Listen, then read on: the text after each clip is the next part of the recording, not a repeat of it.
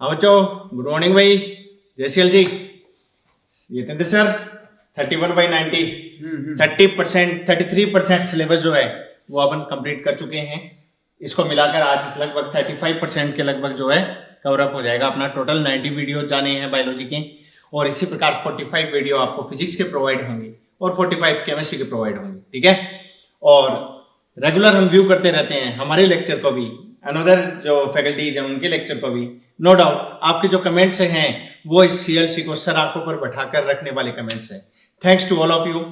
हाँ बच्चों, तो थर्ड पार्ट रहेगा अपना एक्सक्रीटरी सिस्टम लोकोमोशन का। एक्सक्रीटरी सिस्टम को 2 पार्ट में कवर अप कर दिया था आपने। जी जी। आज ये थर्ड पार्ट है अपना लोकोमोशन से रिलेटेड, और इस लोकोमोशन के आज वाले पार्ट में अपन बोन्स की बात नहीं करेंगे। इसका जो सेकंड पार्ट अगला लेक्चर अपना रहेगा उसमें अपन ह्यूमन स्केलेटन की भी बात करेंगे। क्लियर? तो बड़े इतने से चालू करें जी। तो मैं Sunil Soran, zoology faculty CLC Sikar. मैं Yatindra Upadhyay, zoology faculty CLC Sikar. तो आइए बच्चों स्टार्ट करते हैं पहले क्वेश्चन के साथ में। Select the correct point related with the cardiac muscle. Cardiac muscle से रिलेटेड पॉइंट अपने को बताना है। तो इन चीजों को देखने से पहले एक बार मसल्स के बारे में थोड़ा सा डिटेल से बच्चों से बात कर लेते हैं अपन। यतीन्द्र सर, कुछ मसल इस प्रकार की होती हैं, इसमें माइक्रोस्कोपिक व्यू से देखे जाने पर अपने को इस प्रकार की स्टेशन से दिखाई देती हैं। क्यों? कुछ मसल्स इस टाइप की कहलाती हैं, स्पिंडल शेप जिनको। बिल्कुल। एंड कुछ मसल्स जो हैं वो समवॉट अपीयर लाइक दिस, इस प्रकार से अपने को जो है वो नजर आती है। अभी इनमें ब्रांचिंग भी है, इनमें ब्रांचिंग भी देखी जाती है। और इसके एडिशन एक स्ट्रक्चर और भी देखने को मिलेगी यहाँ पर, जिसे इंटरकैलेटेड डिस्क के नाम से जाना जाता है। तो 3 टाइप के मसल हैं। एनसीईआरटी के स्टेटमेंट की अगर बात करें, लोकेशन के बेसिस पर, स्ट्रक्चर के बेसिस पर और रेगुलेशन के बेसिस पर इनकी कंट्रोलिंग किस प्रकार की होती है, तो ये मसल 3 प्रकार की हैं। एक कहलाती है स्केलेटल, एक कहलाती है ये सर स्मूथ या विसरल, क्योंकि ये बॉडी के इंटरनल विसरल ऑर्गन से इंटरनल विसरल ऑर्गन में पाई जाएगी। और एक कहलाती है कार्डियक, ये विसरल ऑर्गन है, फिर भी अपन इसको विसरल मसल से रिलेट नहीं करेंगे, हार्ट के मस्कुलेचर में प्रेजेंट होती है। तो डिफरेंसेस की अगर बात करें यतीन्द्र सर, तो यहाँ पर अपन कहेंगे कि सिलेंड्रिकल होती हैं, स्पिंडल शेप्ड होती हैं, सिलेंड्रिकल कहलाती हैं। ब्लंट एंड होता है, पॉइंटेड एंड कहलाता है, ब्लंट एंड होता है। अनब्रांच्ड होती हैं, ये ब्रांचिंग पैटर्न इन पर पाया जाता है, ठीक है। वॉलेंट्री कंट्रोल में होती हैं, इनवॉलेंट्री होती हैं, ये इनवॉलेंट्री कहलाती हैं। इंटरकैलेटेड डिस्क पाई जाती हैं, और इंटरकैलेटेड डिस्क के रूप में याद रखना एक क्वेश्चन ये भी बनता है कि वो स्ट्रक्चर कौन सी है कार्डियक मसल की जो एक गैप जंक्शन की तरह एक्ट करती है, तो वो क्या कहलाती है? इंटरकैलेटेड डिस्क की कहलाती है। इन दोनों में इंटरकैलेटेड डिस्क नहीं पाया जाएगा। एक और इंपॉर्टेंट बात यहाँ पर आती है, सिंसाइशियम वर्ड की भी बात की है एनसीईआरटी ने। सिंसाइशियम मतलब मल्टी न्यूक्लिएटेड कंडीशन। तो स्केलेटल में मल्टी न्यूक्लिएटेड कंडीशन देखने को मिलेगी, यहाँ यूनिन्यूक्लिएटेड हो जाएगा।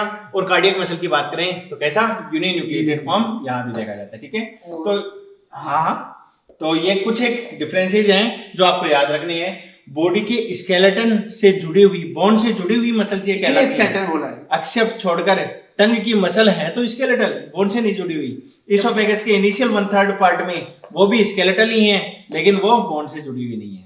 क्यों? और ये इंटरनल विसरल ऑर्गन में हो जाएंगी, ये कार्डियक मस्कुलेचर में हो जाती है।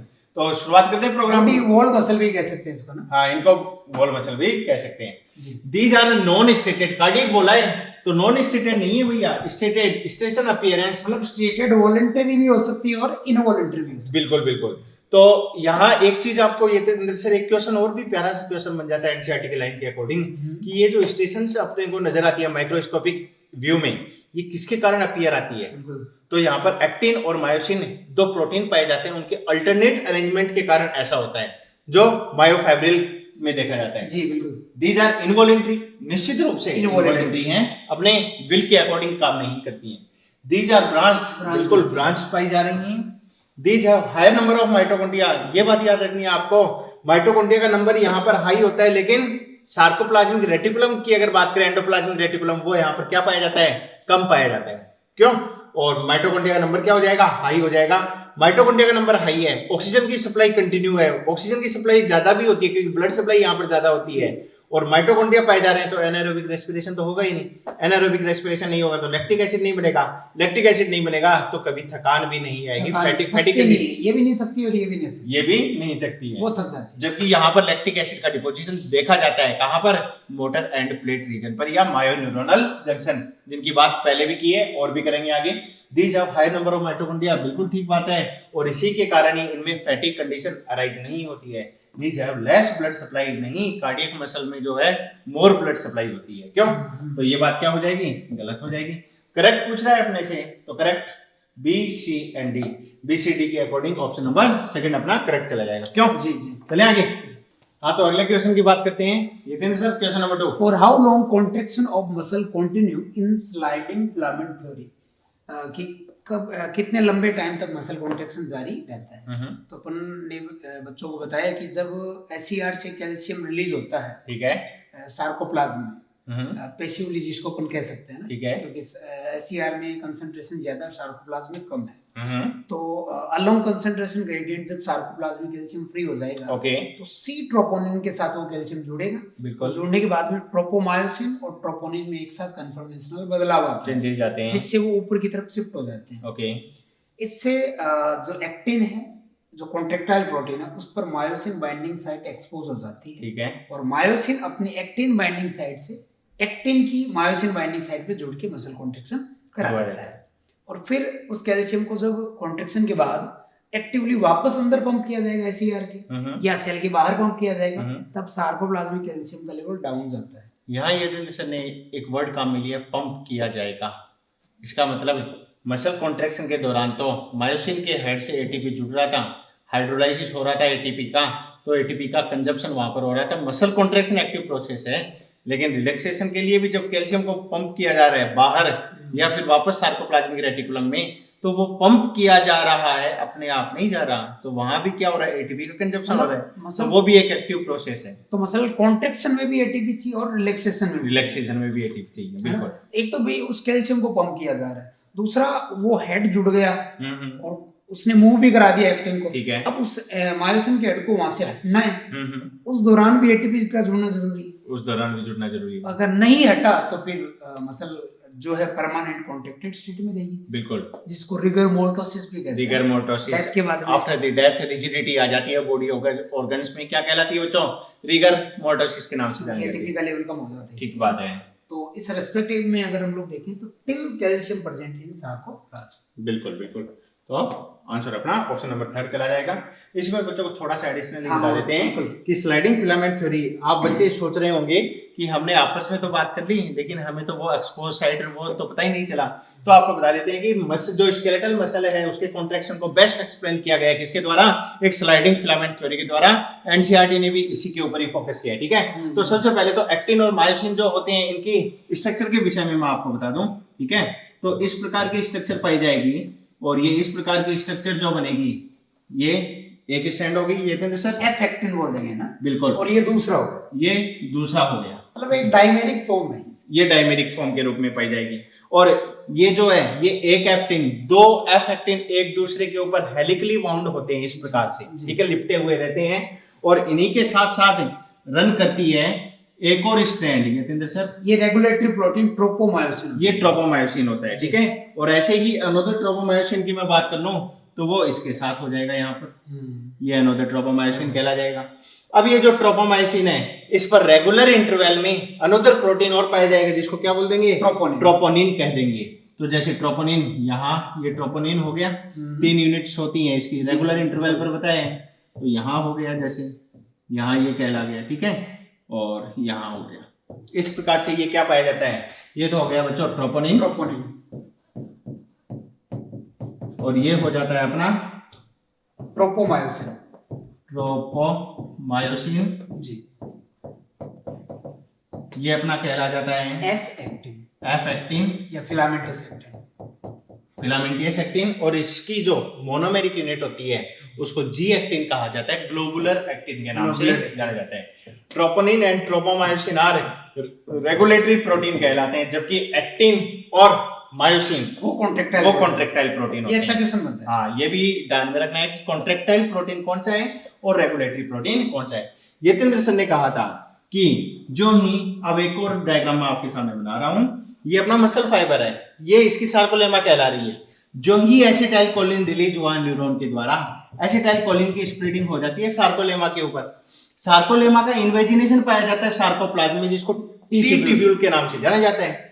और टी ट्यूब्यूल की हेल्प से ये एसिटाइलकोलिन की जो भी इंफॉर्मेशन है ये कहां पहुंचेगी, सार्कोप्लाज्म में, मतलब डीपोलराइजेशन के फॉर्म में ना। हाँ, डीपोलराइजेशन की फॉर्म में। यहाँ जो सार्कोप्लाज्मिक रेटिकुलम पाया जाएगा, store house of calcium +2 ion कहलाता है। कंसंट्रेशन ग्रेडियंट के अलोंग कैल्शियम +2 बाहर आ जाएगा। कैल्शियम +2 के लिए एक साइट पाई जाती है ट्रोपोनिन के ऊपर। जो ही कैल्शियम +2 इससे जुड़ेगा Ca+2, तो ये ट्रोपोनिन यहां से हट जाएगा। ट्रोपोनिन अगर हट जाता है यहां से, तो ट्रोपोनिन का काम क्या है, एफ एक्टिन पर पाई जाने वाली मायोसिन को बांधने वाली साइट को ढककर रखता है। Myosin binding site F actin पर पाई जाती है, उसको ढककर रखता है। कैल्शियम +2 जुड़ा, ट्रोपोनिन हटा, तो मायोसिन की बाइंडिंग साइट भी क्या हो जाती है, एक्सपोज हो जाती है, खुल जाती है।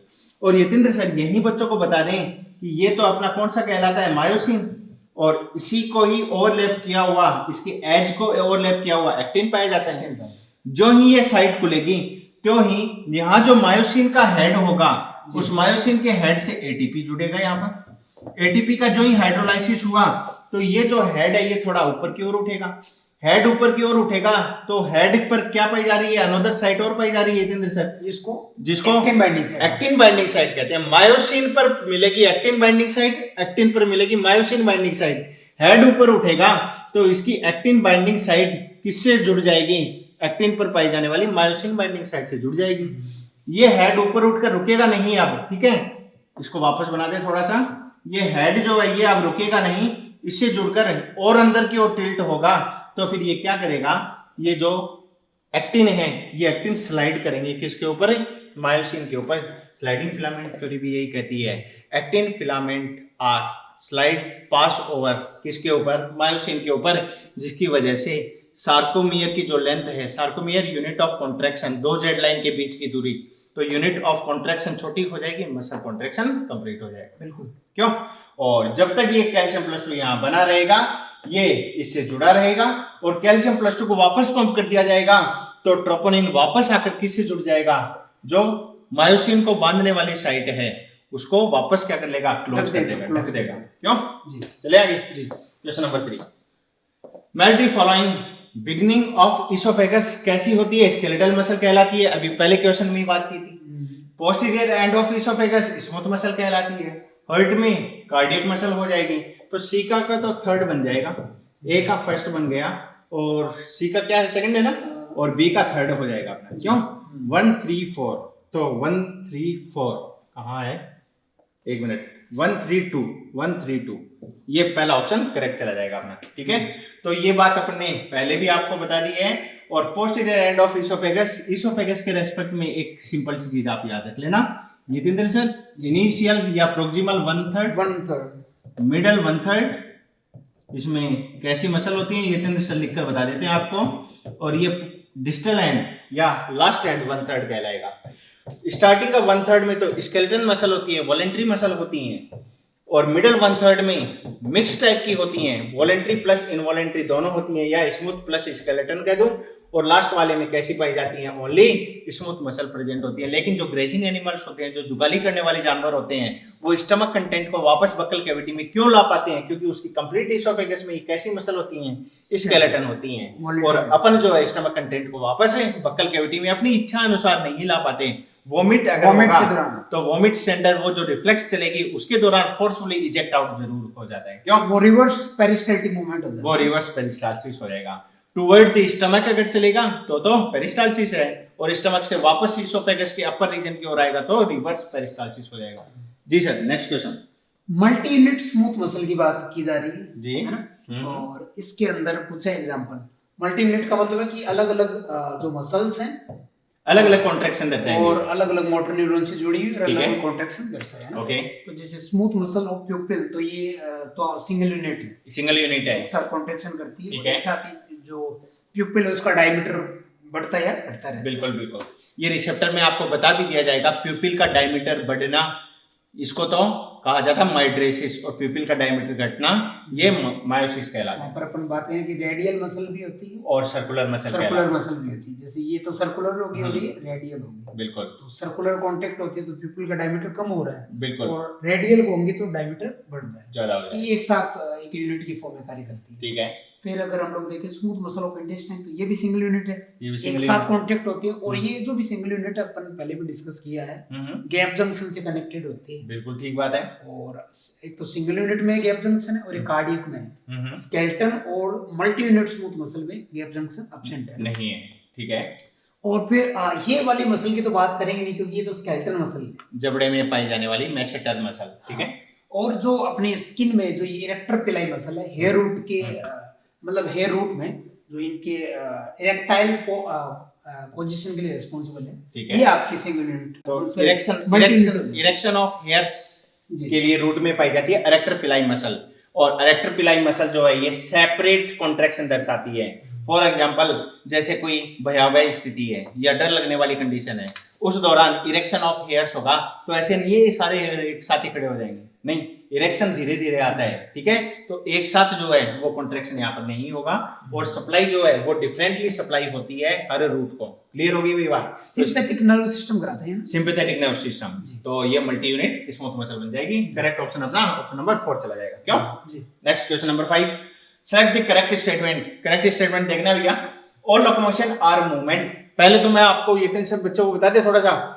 हाँ भाई, यहाँ पर मैं पोजीशन, मेरी लोकेशन एक ही जगह है। ठीक है। उसके बाद ये क्या हो रहा है, मेरी नेक में मूवमेंट हो रहा है। ठीक है।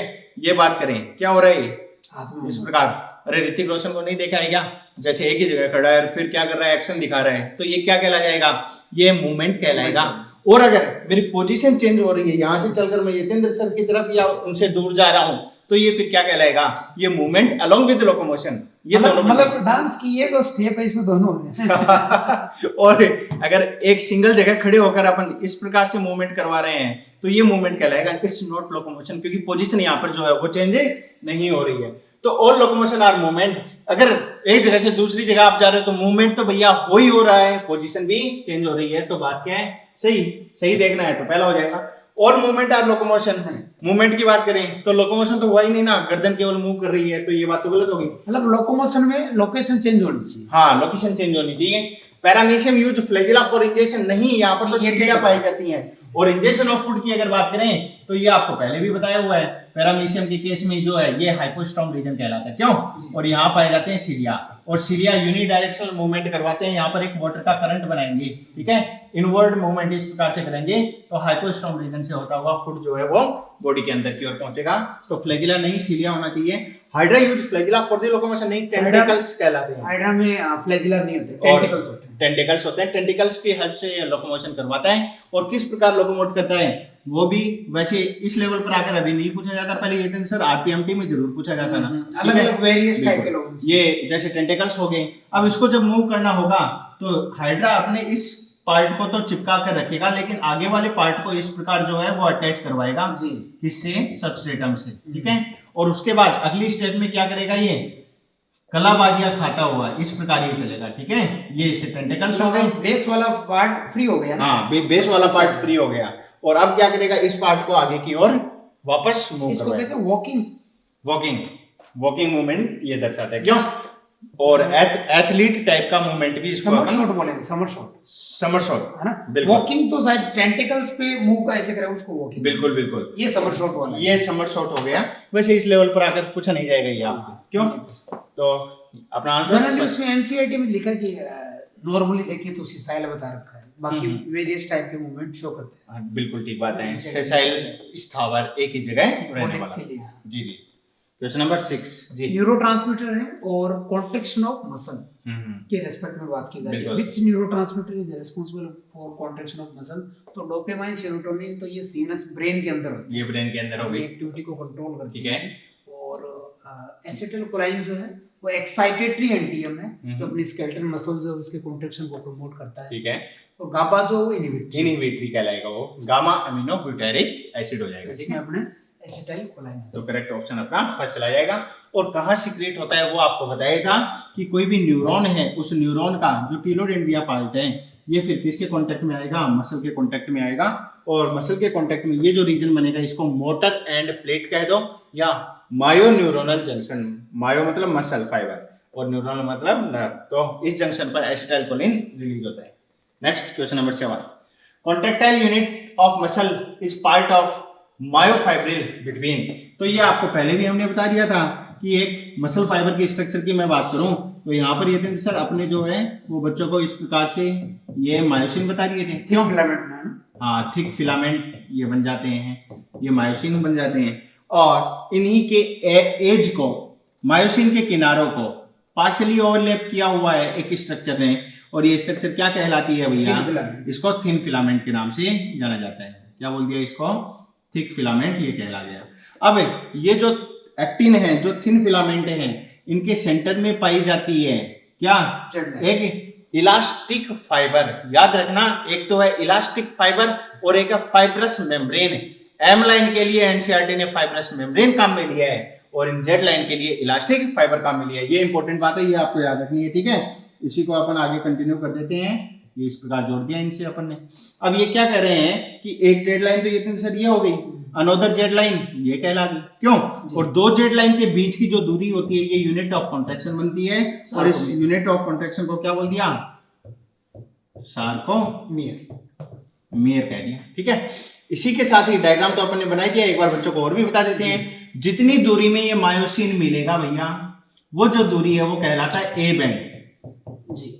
एन आइसोट्रोपिक, ए बैंड कह दो, एन आइसोट्रोपिक बैंड कह दो, डार्क बैंड कह दो, एक ही बात है, क्लियर। इसके बाद आप देखें कि जितनी दूरी पर नहीं मिल रहा है मायोसिन, ठीक है, इधर मायोसिन का एंड ये हो गया, इधर मायोसिन का एंड ये हो गया, उसके बीच वाला पार्ट जो है ये क्या कहलाता है? आई बैंड कहलाता है या आइसोट्रोपिक, इसे ही लाइट बैंड के नाम से भी जाना जाता है। अब यहाँ एक और बहुत ही अच्छा सा क्वेश्चन बनता है कि आई बैंड में तो केवल और केवल एक्टिन ही पाया जाता है और ए बैंड में मायोसिन प्रेजेंट होता है, लेकिन इसके अलावा जो है वो एक्टिन का भी थोड़ा पार्ट प्रेजेंट होता है। अब बच्चा कहता है सर एनसीईआरटी में तो नीचे नीचे पैराग्राफ में एक लाइन दे रखी है कि ए बैंड में मायोसिन जो है वो प्रेजेंट होता है, तो उसने ये तो नहीं लिख रखा ना कि उसमें एक्टिन नहीं होता, तो मायोसिन होता है। ये बात तो सही है, 80% भैया मायोसिन ही होता है, 20% इसमें एक्टिन भी कहलाता है। ये भी आपको याद रखना है। अगर ऑप्शन में दे देना कि ए बैंड में कौन कौन सा प्रोटीन, तो मायोसिन भी होता है, एक्टिन भी होता है, एक्टिन का 20% ये कहलाता है, क्लियर। इसके बाद ये तो सर एक लास्ट बात और बच गई है अपनी कि मायोसिन का वो रीजन जो ओवरलैप्ड नहीं होता, इसके द्वारा, एक्टिन के द्वारा, ये सेंट्रल पोर्शन, इसे अपन क्या बोलते हैं? इसे एच जोन या हेंसन्स जोन के नाम से। जब मसल कॉन्ट्रैक्शन नहीं हो रहा है ना, बिल्कुल बिल्कुल, कॉन्ट्रैक्शन के वक्त डिसअपीयर होगा, कॉन्ट्रैक्शन के वक्त डिसअपीयर हो जाएगा। और ये जो अपन ने मायोसिन बताया है या एच जोन के सेंटर में फिर क्या आ जाती है? एम लाइन आ जाती है, जिसे अपन ने फाइब्रस मेम्ब्रेन। इसका मतलब कि जो आपका ए बैंड है उसको बाइसेक्ट कर रही है M line, exactly I band को बाइसेक्ट कर रही है जेड लाइन। तो ये तो अपनी बन गई जेड लाइन और ये बन जाती है M line.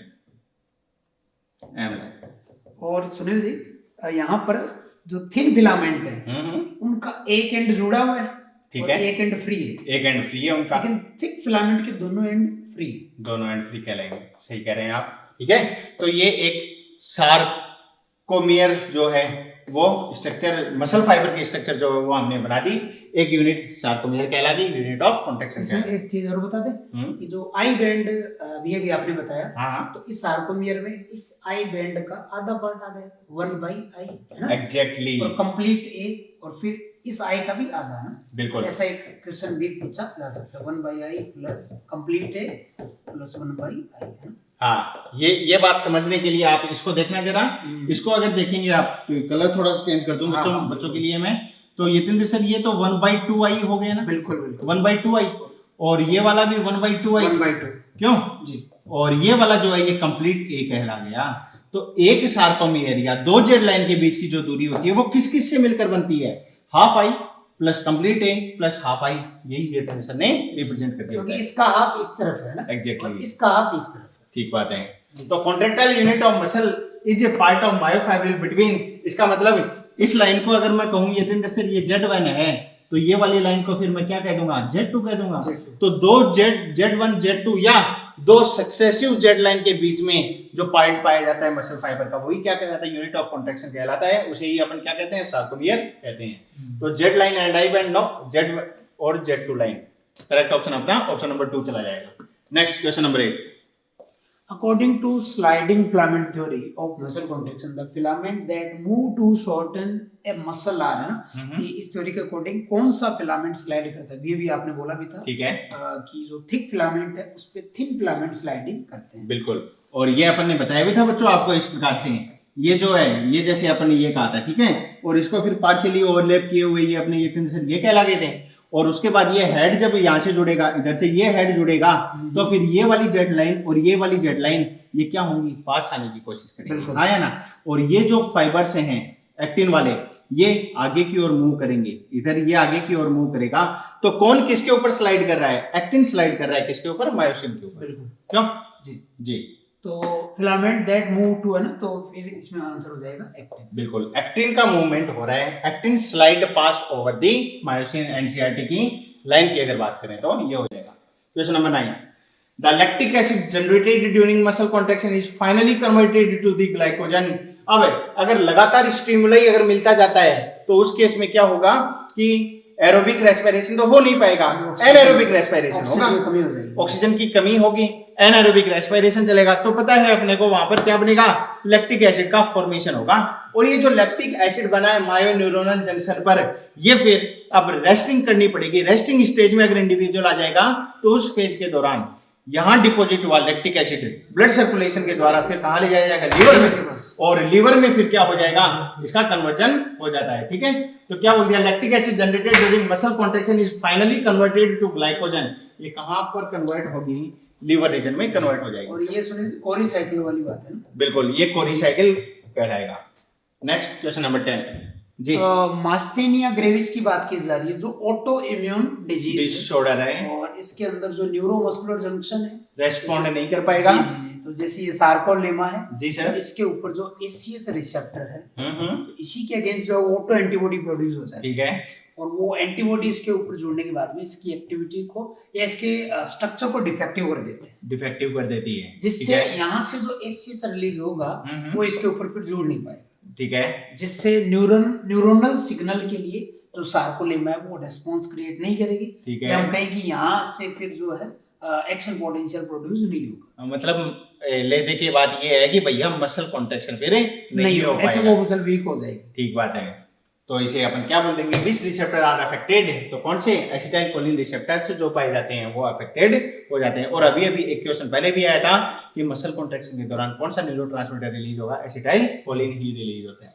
Next question number 11। In tetany patient the level of, किसका लेवल decreases in extracellular matrix, तो टिटेनी कंडीशन है और इसमें प्रोलॉन्ग्ड कॉन्ट्रैक्शन स्टेज रह जाती है मसल्स में। क्यों, तो टिटेनिक कंडीशन में प्रोलॉन्ग्ड कॉन्ट्रैक्शन रह गया, इसका मतलब है अभी अभी अपन ने बात की थी कि कैल्शियम प्लस 2 है वो बाहर की ओर पंप नहीं किया जा रहा है, और बाहर की ओर पंप नहीं किया जा रहा है, अंदर ही सार्कोप्लाज्म में ही कैल्शियम प्लस 2 का लेवल बढ़ा हुआ है।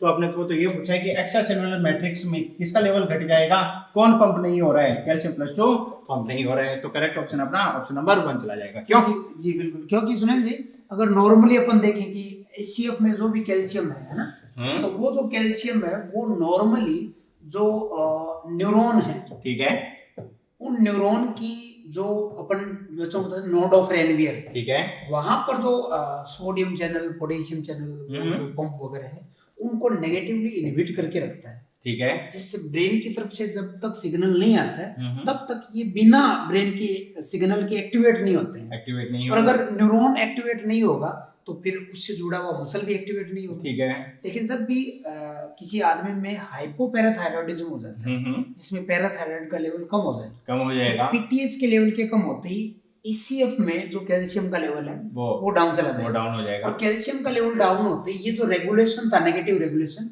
वो हट जाएगा, ये बंद हो जाएगा। और बिना इस नेगेटिव रेगुलेशन के अब अगर ब्रेन सिग्नल नहीं भी दे तो न्यूरॉन एक्शन पोटेंशियल जनरेट कर लेगा, ठीक है, और ये फिर मसल जो है उसको एक्टिवेट कर देगा, और बिना ब्रेन के सिग्नल के आदमी की जो मसल है उसमें कॉन्ट्रैक्शन होना शुरू हो जाता है। ठीक है, इसको हाइपोपैराथायराइड टिटेनी भी बोला गया है। बिल्कुल इसमें बिल्कुल। जो वगैरह में आदमी को कॉन्ट्रैक्शन लॉक जॉ डिजीज के नाम से भी जाना जाता है। क्यों?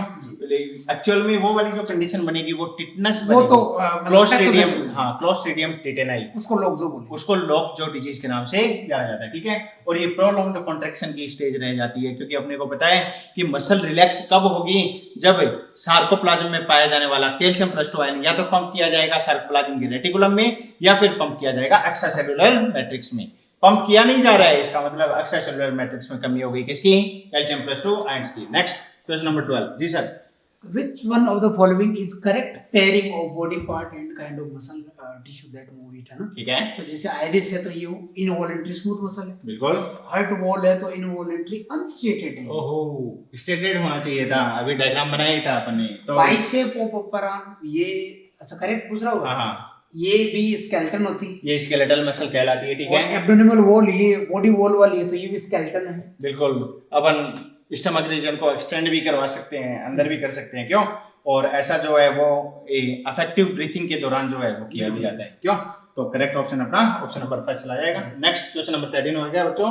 The segment of myofibril that is called sarcomere runs from, भैया अभी भी बताया था, दो सक्सेसिव जेड लाइन के बीच की जो दूरी होती है वो क्या कहलाती है? सार्कोमियर कहलाती है। One Z line to next Z line, या Z1 टू Z2 कह दो। ठीक है, रिपीटेशन है लेकिन लैंग्वेज अलग थी। जैसे वहां पर Z1 Z2 था हाँ, तो यहाँ पर ऐसे भी हो सकता है। बिल्कुल, तो दोनों ही क्वेश्चन की लैंग्वेज अलग अलग थी, हमने इंक्लूड कर दिया इसको। Next question number 14। यहाँ पर एक इन्वेजिनेशन की बात की गई है जो सार्कोलेमा के रेस्पेक्ट में है। हाँ, अगर अपन बताया था। एक सेल का डायग्राम बनाए मसल सेल ठीक का, है, तो उसके अंदर इस तरीके से सार्कोलेमा का इन्वेजिनेशन होता है। ठीक है। और जैसे मान लो यहाँ पर कोई मोटर न्यूरॉन आकर के जुड़ा हुआ है, तो जैसे ही वो उसको एक्टिवेट करेगा तो उससे एक्शन पोटेंशियल का प्रोपगेशन इसकी सरफेस से होता हुआ ठीक है, डीपली इसके अंदर आ जाता है। ओके, और इसके साथ जो है वो आपकी एसईआर सार्कोप्लाज्मिक जो इसको एक्टिवेट कर देती है। ठीक है, तो ये जो सार्कोलेमा के रेस्पेक्ट में बात की जा रही है, इसी को टी ट्यूब्यूल बोला गया है। ट्रांसवर्स ट्यूब्यूल के नाम से ये जाना जाता है। और ट्रांसवर्स ट्यूब्यूल ही वो स्ट्रक्चर है जो एक्शन पोटेंशियल को कहां तक पहुंचाती है? सार्कोप्लाज्म के अंदर तक लेकर आती है, सरफेस से अंदर तक। ठीक है, नेक्स्ट क्वेश्चन नंबर 15 हो जाएगा। A motor unit is made up of, तो अभी अभी भैया आपको बताया था कि न्यूरॉन जहां मसल से आकर जुड़ेगी, वो जो मायोन्यूरोनल जंक्शन या मोटर एंड प्लेट बनेगा, वो एक क्या बनाता है? एक मोटर यूनिट बनाता है। और अगर सिंगल यूनिट स्मूथ मसल की अगर बात करें यतेंद्र सर, तो उस केस में क्या हो जाएगा? कितनी मोटर यूनिट की बात करें बच्चों के लिए? Single unit smooth muscle, single unit है तो वहां पर काफी सारी मसल है, उनके साथ एक मोटर न्यूरॉन जुड़ा हुआ है। एक मोटर न्यूरॉन वहां पर कनेक्टेड होगा। क्यों? और मल्टी यूनिट में अगर बात करें तो अलग अलग मसल को अलग अलग न्यूरॉन्स जो हैं वो अलग बहुत सारी मोटर यूनिट बना देते हैं। तो मोटर यूनिट का मतलब हो गया मोटर एंड प्लेट रीजन की बात कर रहे हैं। और muscle fibre within a given muscle, ठीक है, a motor neuron and muscle fibre it innervate, ये क्या बनाता है?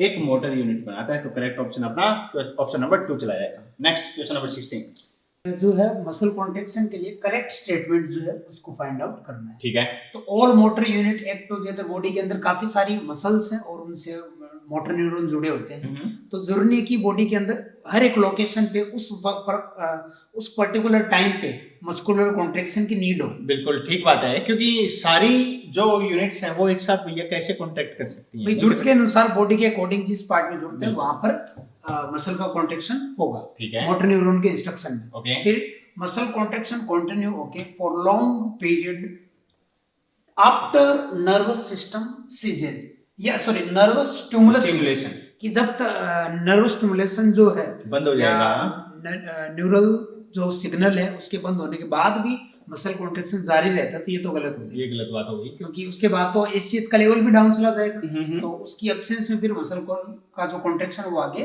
नहीं हो पाएगा।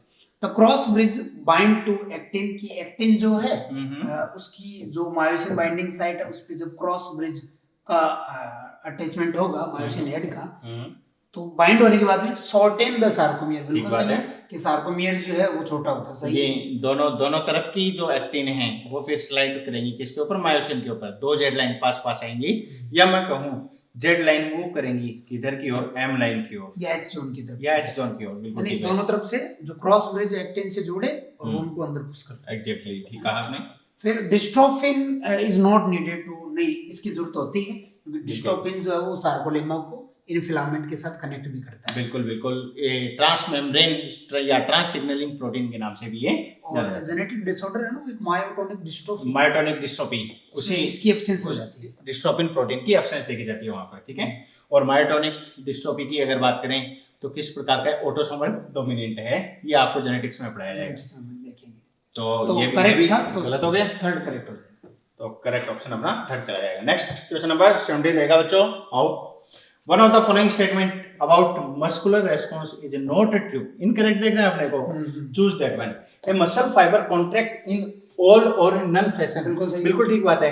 एक थ्रेशोल्ड तो स्टिमुलाई को पास करना ही पड़ेगा, वो थ्रेशोल्ड पास होगा तभी मसल की जो मेम्ब्रेन है वहां पर क्या आएगा, डीपोलराइजेशन, मतलब या तो कॉन्ट्रैक्शन होगा नहीं, अगर थ्रेशोल्ड मिल गया तो फिर पूरा होगा। हाँ, थ्रेशोल्ड मिलने के बाद में पूरा होगा, तो इसे ऑल या नन फिनोमिना या फैशन के नाम से जाना जाता है।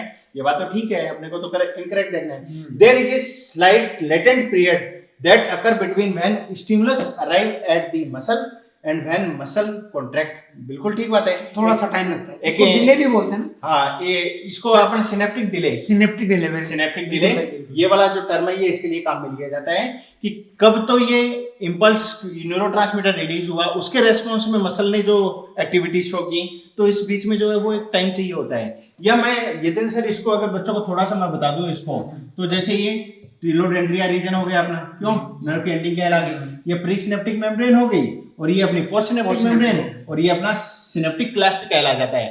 तो जो एक सिनेप्स होता है उसे एक सिनेप्स में प्री सिनेप्टिक मेम्ब्रेन, ये सिनेप्टिक क्लेफ्ट और पोस्ट सिनेप्टिक मेम्ब्रेन ये पाई जाती है।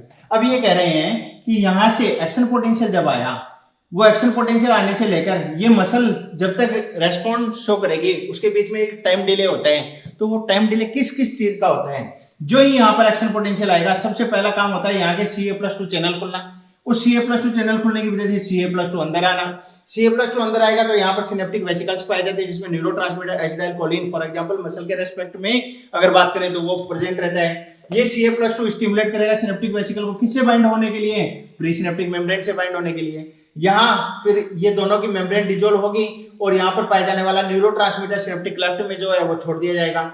यहाँ फिर क्या पाया जाता है, ये जो एसिटाइलकोलिन है इसको तोड़ने वाला एंजाइम कोलिनेस्टरेज एंजाइम यहाँ पर प्रेजेंट होता है, और उसके बाद में ये एसिटाइलकोलिन जो है ये किससे बंधेगा, यहाँ पर पोस्ट सिनेप्टिक मेम्ब्रेन से बंधेगा।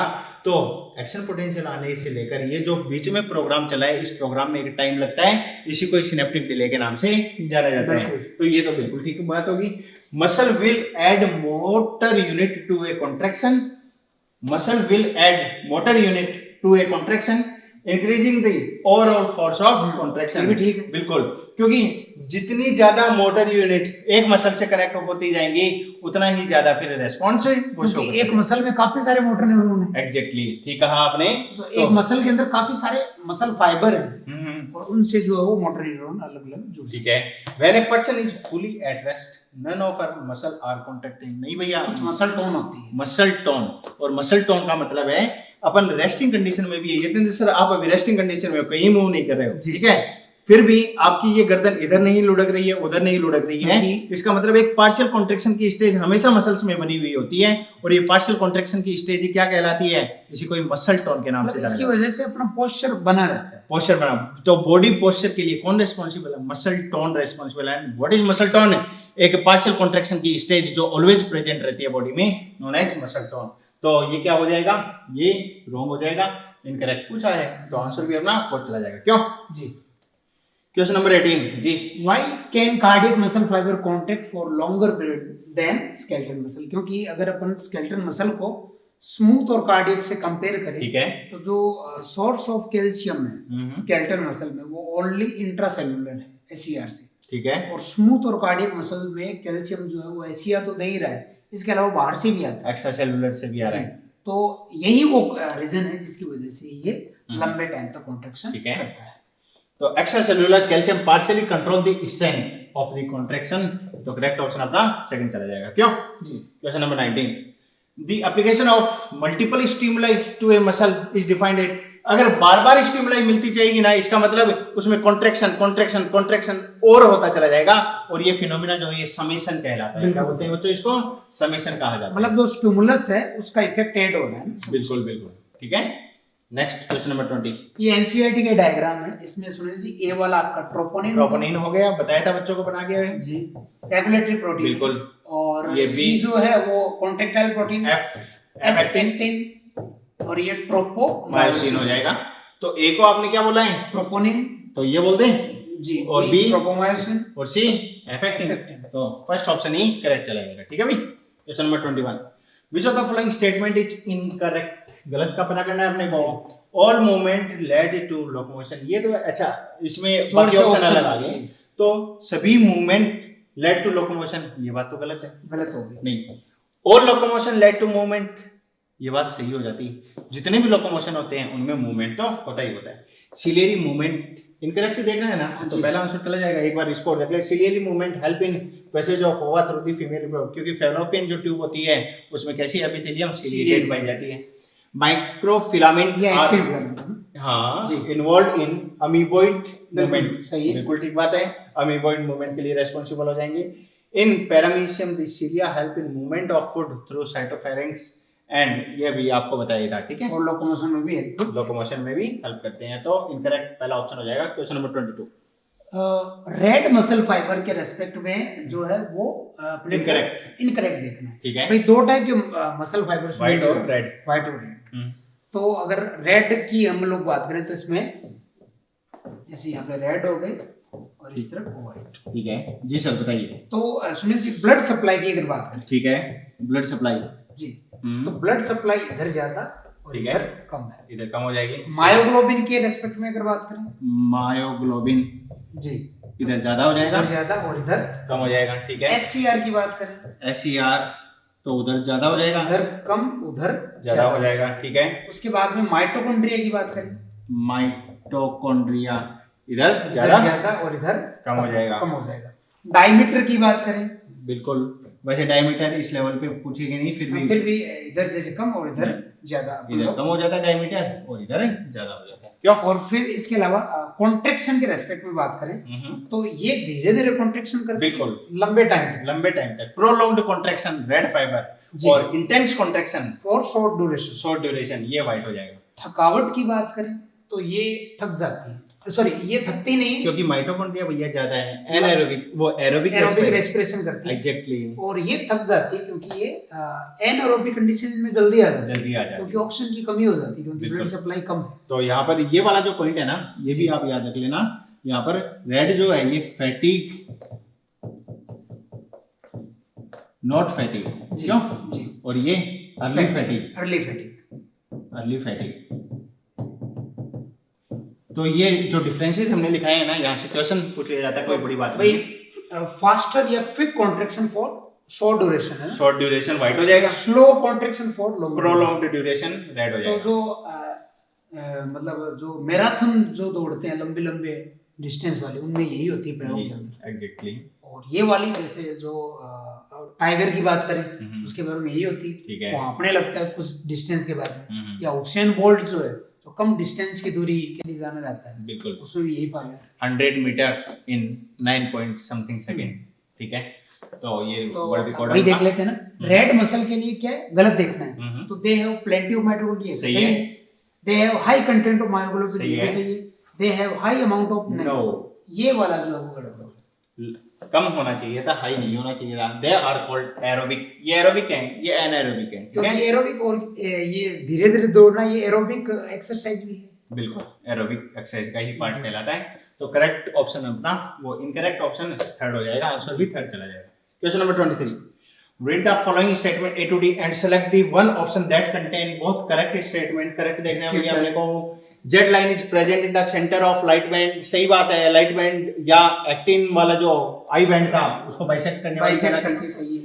Thin filament are firmly attached to the M line, नहीं भैया, जो थिन फिलामेंट है ये फर्मली तो अटैच रहते हैं, जटिलता से तो जुड़े रहते हैं, लेकिन वो जेड लाइन के साथ में जुड़े रहते हैं, तो ये गलत हो गया। The central part of thick filament not overlapped by thin filament is called Z band, नहीं H zone होना चाहिए था वहां पर, तो यहाँ पर H zone होना चाहिए था। Light band contain only thin filament, light band में केवल थिन फिलामेंट होते हैं, सही बात है। और डार्क बैंड की अगर बात करते हो तो थिन प्लस थिक दोनों होते हैं। तो अपना करेक्ट देखना है A D, A और D, ए ऑलरेडी ऑप्शन नंबर 1 चला जाएगा, करेक्ट ही देखा है। हाँ, नेक्स्ट 24 जी सर। ड्यूरिंग कॉन्ट्रैक्शन के दौरान बात की जा रही है, तो इस दौरान कौन सी एनर्जी किस एनर्जी में चेंज हो रही है? ठीक है, केमिकल एनर्जी मैकेनिकल एनर्जी में चेंज हो रही है। हाइड्रोलाइसिस ऑफ एटीपी हो रहा है, ये केमिकल एनर्जी है, जी। और उसकी वजह से शॉर्टनिंग हो रही है सार्कोमियर की, तो ये उससे मैकेनिकल वर्क हो रहा है, तो मैकेनिकल एनर्जी में वो चेंज हो जाता है। तो ऑप्शन नंबर 4 चला जाएगा, याद रखने वाला क्वेश्चन। Question number 25, which of the following statement is या are correct? During muscle contraction isotropic band get elongated. नहीं भैया, छोटे हो जाते हैं जी।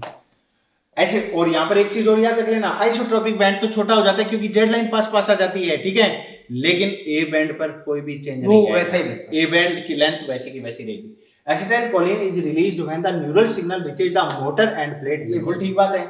Muscle contraction is initiated by signal send by the CNS by the sensory, नहीं मोटर न्यूरॉन होना चाहिए था। Repeated activation of muscle can lead to lactic acid. बिल्कुल ये समेशन वाली बात आ जाती है, बार बार अगर स्टिमुलेशन मिलता चला जाता है तो मसल और ज्यादा कॉन्ट्रैक्शन करती चली जाती है, और ऐसी कंडीशन में एनारोबिक रेस्पिरेशन चालू हो जाएगा, लैक्टिक एसिड का ऑक्सीजन की भी कमी हो जाती है। बिल्कुल, तो लैक्टिक एसिड डिपोजिशन भी हो जाएगा। आपने वो देखना क्या, करेक्ट ना? तो करेक्ट तो सेकंड और फोर्थ हो गया जी। सेकंड एंड फोर्थ का मतलब हो गया ऑप्शन नंबर 2। चले नेक्स्ट 26 जी sir. According to sliding filament theory of muscle contraction, NCERT का ये है, ठीक है, तो अपने को इसके अनुसार देखना कि कौन से सही है या कौन से गलत है। तो एक्टिन बाइंड एटीपी या myosin bind ATP? Myosin bind ATP, या अपन सही वर्ड तो ये बनेगा कि ATP binds to the myosin head. बिल्कुल ये वाला तो यहाँ पर ये रॉन्ग हो गया। बिल्कुल। फिर calcium ion are released from myosin as the muscle sliding. Calcium release नहीं होता है जब मायोसिन स्लाइड करता है, एक्चुअल में मायोसिन का हेड जब उसको मूव कराएगा तब उससे एटीपी हट जाता है। एटीपी हट जाता है, ठीक बात है। तो ये वाला भी जो है वो गड़बड़ हो गया। Thick and thin filament do not change length during this process, ये वाला ठीक है कि कॉन्ट्रैक्शन के दौरान इनकी लेंथ जो है उसके अंदर कोई फर्क नहीं पड़ता है। बिल्कुल, लेंथ उतनी रहती है। बिल्कुल। तो the thick and thin filament do not change length during this process. Exactly ये जरूर कहेंगे कि जो बैंड अपन बता रहे थे ना, वो बैंड जरूर छोटा हो गया, आई बैंड, ए बैंड तो उतना ही रहा, लेकिन जो फिलामेंट है उनकी तो लेंथ में कोई चेंज नहीं आया ना। अगर लेंथ में चेंज आ जाता तो रिलैक्स कंडीशन में वापस वैसी पोजीशन कहाँ से अटेन कर पाते? तो करेक्ट ऑप्शन अपना ऑप्शन नंबर 3 चला जाएगा। Question number 27, which of the following is the characteristic of muscle की बात करें तो मसल की चारों ही ये प्रॉपर्टी आपको बताई हुई है। तो एक्साइटेबिलिटी आएगी, एक्सटेंसिबिलिटी प्रसार होगा, कॉन्ट्रैक्टेबिलिटी छोटी भी होती है, और इलास्टिसिटी लचीलापन भी पाया जाता है। एनसीईआरटी के ही पॉइंट हैं ये चारों, तो all of these correct option ये बन जाएगा, ठीक है। नेक्स्ट 28, इंटरकैलेटेड डिस्क की बात की जा रही है, जैसा कि आपने शुरुआत के डायग्राम में भी बताया था। ठीक बात है। दो कार्डियक मसल सेल जो उनके बीच के अंदर ये डिस्क होती है, ठीक है, और यहाँ पे एक गैप जंक्शन भी होता है, ठीक है, जिससे कैल्शियम आयन मूव करता है एक मसल सेल से दूसरी में। और इसीलिए एनसीईआरटी ने हिस्टोलॉजी वाले पार्ट में लिखा भी है कि जो इनिशियल जो सिग्नल है वो फर्स्ट सेल को मिलता है, ठीक है, फिर बाकी की सेल अपने आप स्टिमुलेट होती है अपने आप, वो इस गैप जंक्शन की वजह से। तो सुनील जी, ये जो इंटरकैलेटेड डिस्क है, जो एक्शन पोटेंशियल आता है उसको बूस्ट अप करती है, उसकी मतलब उसकी जो ताकत है, उसकी स्ट्रेंथ है, उसको बढ़ाती है, तो उसकी तरह वर्क करती है। तो देख लेते हैं अपन इसमें कि इंटरकैलेटेड डिस्क ऑफ स्मूथ होगा नहीं, और कार्डियक मसल स्केलेटल होगा नहीं, तो कार्डियक हो जाएगा, और प्रोवाइड स्ट्रॉन्ग मैकेनिकल एडिशन, जुड़ने में भी, एंड रैपिड इलेक्ट्रिकल कम्युनिकेशन उसमें भी हेल्प करेगी। बिल्कुल। क्यों? इंटरकैलेटेड डिस्क अंतर्विष्ट पिंड के नाम से इनको जाना जाता है। Question number 29, muscle A and muscle B are of same size, but muscle A is capable of much finer control than in muscle B. अब ए ज्यादा फाइनर कंट्रोल कर रही है, इसका मतलब वहां पर मोटर यूनिट्स ज्यादा बन रही हैं, ज्यादा न्यूरॉन्स जो हैं वो पहुंच रही हैं उसके पास में। Which of the following is likely to be true for the muscle A? It contains fewer motor unit. नहीं भैया, fewer नहीं, ज्यादा होना चाहिए। It has large sarcomeres ना, इसका भी कोई रिलेशन नहीं है। फाइनल कंट्रोल का मतलब है अपनी विल के अकॉर्डिंग जो है वो कंट्रोलिंग वहां पर ज्यादा हो रही है। It is controlled by more neuron than muscle B. ये करेक्ट ऑप्शन इसका चला जाएगा। अंगुलियों वाला बता सकते हैं बिल्कुल, या फिर फाइन कंट्रोल होता है कि कब किस उंगली को मूव करवाना है। यहाँ पर पर्टिकुलर मसल जो उसके साथ पर्टिकुलर मोटर न्यूरॉन जुड़ा हुआ है, बिल्कुल फाइन मूवमेंट होता है इसमें। सही कहा आपने। तो जितनी ज्यादा मोटर यूनिट्स बनेंगी उतना ही फाइनल कंट्रोल होता चला जाएगा। Question number 30, H zone in the skeletal muscle fibre is due to कि जो एच जोन है, जैसे ये आपने आज कई बार सार्कोमियर का डायग्राम बनाया है। बिल्कुल। तो ये क्योंकि जैसे इस मसल कॉन्ट्रैक्शन वाले की जान यही है, ये सार्कोमियर का डायग्राम है।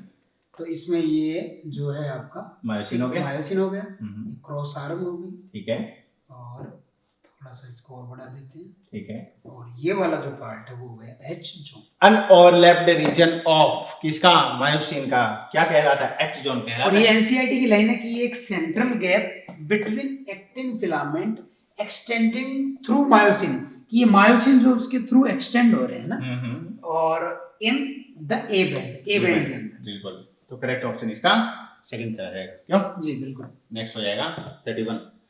Which of the following structure is correctly organized from large to small? अगर यहाँ पर बात करें तो यतेंद्र सर सिंपल सी बात है बच्चों, ये सीक्वेंस आपको याद रखना है। ईच ऑर्गेनाइज्ड स्केलेटल मसल जो है, क्यों उसके अंदर क्या पाए जाते हैं, मैनी मसल बंडल, जी मसल बंडल, और ये मसल बंडल्स क्या कहलाते हैं, फेसिकुलस, फेसिकुलाई कहा जाता है इनको, ठीक है। और ये मसल बंडल्स जो हैं, ये एक muscle bundle, another muscle bundle, ठीक है, इनके अंदर क्या पाए जाते हैं, फिर मसल फाइबर्स प्रेजेंट होते हैं। ये जो मसल बंडल है ये आपस में जुड़े होते हैं कोलेजिनस कनेक्टिव टिश्यू के द्वारा, जिसको फेसिया कहा जाता है। तो कंफ्यूज मत हो जाना फेसिकुलाई और फेसिया में। जो कोलेजिनस कनेक्टिव टिश्यू पाया जाएगा वो क्या कहलाएगा, फेसिया कहलाएगा। ये बंडल क्या कहलाता है, ये फेसिकल्स कहलाता है। और ये जो मसल बंडल है इसके अंदर क्या पाया जाता है, ईच मसल बंडल के अंदर क्या पाया जाता है, मैनी मसल फाइबर, क्यों मैनी मसल फाइबर।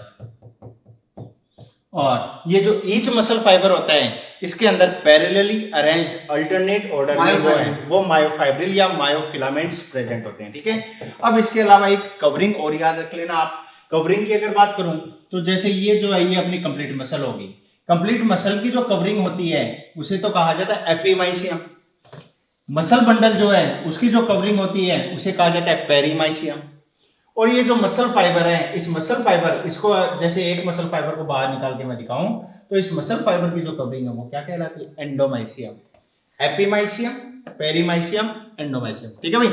तो ये अपनी बात हो जाएगी। तो which of the following structure correctly organise, तो सबसे पहले तो क्या आना चाहिए, मसल आना चाहिए, ठीक है। उसके बाद में क्या आएगा, मसल सेल या मसल फाइबर, ठीक है। उसमें मायोफाइब्रिल, और उसमें सार्कोमियर। और सार्कोमियर में दो टाइप के फिलामेंट, थिन और थिक। थिन और थिक, ये फिलामेंट हो जाएंगे। थिन फिलामेंट है टिन और थिक फिलामेंट मायोसिन, ठीक है। तो पहला ही ऑप्शन जो है वो करेक्ट हो जाएगा। Next question number 32। Muscle contraction is triggered, okay. Muscle contraction कब ट्रिगर होता है, मतलब जब मोटर न्यूरॉन के थ्रू सिग्नल मिलता है, ठीक है। तो देख लेते हैं। When high level of oxygen and sugar are release, नहीं ऐसा कुछ नहीं, कोई रिलेशन नहीं है। Surplus of ATP is release, यहाँ पर कैल्शियम के रेस्पेक्ट में भी देख सकते हैं। फिर भी चलो देखते हैं। By release of neurotransmitter at synapse that directly cause contraction, no directly नहीं करेगा, ये तो केवल सार्कोप्लाज्मिक रेटिकुलम से कैल्शियम प्लस 2 रिलीज करवाएगा। यहाँ देखते हैं by the nerve releasing neurotransmitter, ठीक है, which trigger a flow of calcium that attach to actin filament and expose the myosin binding site. बिल्कुल, तो करेक्ट ऑप्शन अपना यही चला जाएगा। इसको अभी एक्सप्लेन भी किया था पहले स्लाइडिंग फिलामेंट थ्योरी के रूप में, क्यों। Next question number 33। Given below are some events which occur during the muscle contraction. Select the correct event which occur during the muscle contraction. और muscle contraction के दौरान क्या-क्या events जो हैं वो truly conduct होते हैं। तो इसके respect में अगर बात करें तो ATP हाइड्रोलाइज होता है, ठीक है। Myosin head bind to actin, ये भी होता है, ठीक है। Haemoglobin concentration in muscle fibre नहीं है, haemoglobin concentration muscle fibre increases, ये कोई रिलेशन नहीं है। Calcium concentration in sarcomere increases, बिल्कुल ठीक बात है, ये भी देख लेते हैं। और I band shorten and H zone muscle contraction के दौरान होता है। इसका मतलब है फर्स्ट, सेकंड, फोर्थ, फिफ्थ। तो करेक्ट आंसर अपना ऑप्शन नंबर 3 चला जाएगा, क्यों भाई।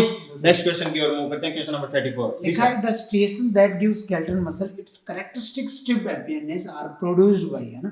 तो वो जो स्ट्रक्चर है वो किसके थ्रू प्रोड्यूस होती है, ठीक है। टी ट्यूब्यूल का कोई वहां पर रोल नहीं है, सार्कोप्लाज्मिक रेटिकुलम का नहीं है। स्पेसिफिक अरेंजमेंट ऑफ मायोफिलामेंट जो है परफेक्ट चला जाएगा, बिल्कुल। और एनसीईआरटी के अकॉर्डिंग बात कर ले तो वही alternate arrangement of two proteins, actin और मायोसिन की प्रेजेंस के कारण ऐसा होता है। तो करेक्ट ऑप्शन अपना थर्ड चला जाएगा, क्यों।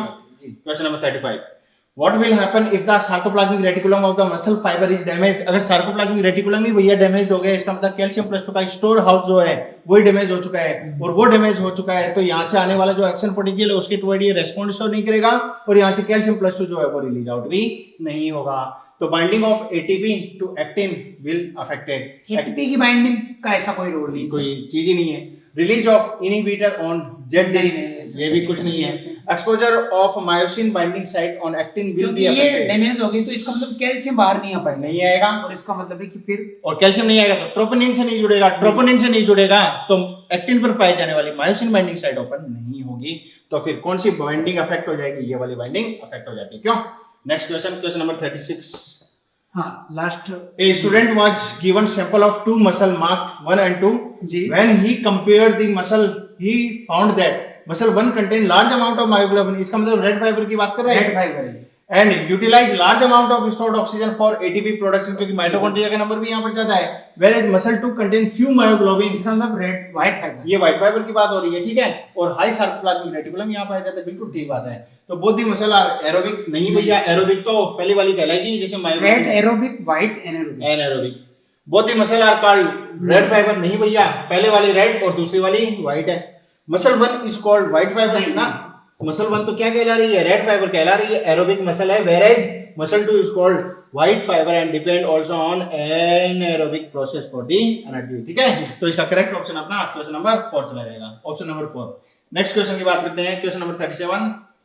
Name two human body cell which shows pseudopodial movement. Pseudopodial movement इसका मतलब किस प्रकार का, या अपन कह सकते हैं शेप चेंजिंग मतलब मूवमेंट। साइटोप्लाज्मिक स्ट्रीमिंग होती है ना एक तरीके से, बिल्कुल बिल्कुल। इसमें अंदर की तरफ एक्टिन फिलामेंट की हेल्प से भी, और प्रोटोप्लाज्म जो है उसकी स्टेट चेंज होने से ऐसा ठीक होता है। ठीक। बॉटनी के अंदर पढ़ाया जाता है, सोल जेल हाइपोथेसिस वगैरह कुछ होती है। तो आरबीसी तो करेगा नहीं, आरबीसी नहीं करेगा, डब्ल्यूबीसी के रिस्पेक्ट। थ्रोम्बोसाइट की बात होगी नहीं, ये अपना ल्यूकोसाइट एंड मैक्रोफेज, ये इसका हालांकि मैक्रोफेज ल्यूकोसाइट में आ जाती है, बिल्कुल ठीक और बात है। ल्यूकोसाइट में जो मैक्रोफेज है वो फैगोसाइट है। बिल्कुल बिल्कुल।